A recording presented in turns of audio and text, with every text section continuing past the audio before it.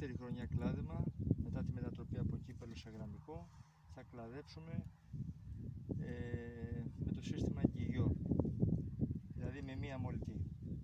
Αφαιρούμε το παλιό κομμάτι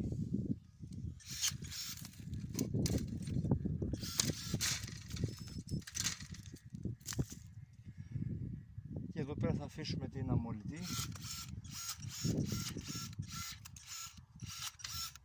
και το άλλο κομμάτι το κλαδεύουμε στα δύο μάτια που θα είναι η αναμονή. Το ίδιο θα κάνουμε και εδώ πέρα. Θα αφαιρεθεί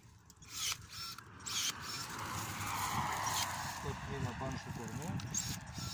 Φαίνεται εδώ πέρα πως ήταν το γραμμικό πριν. Έτσι.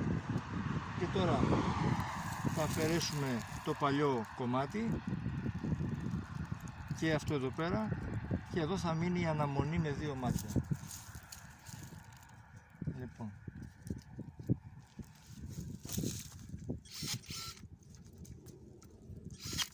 θα φέρω το παλιό κομμάτι.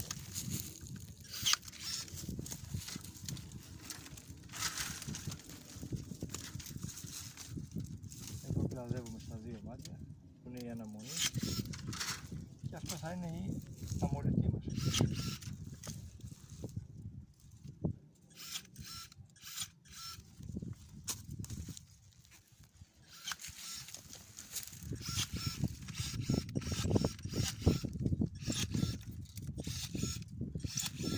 Κλαδεύουμε εδώ πέρα στα 8 μάτια.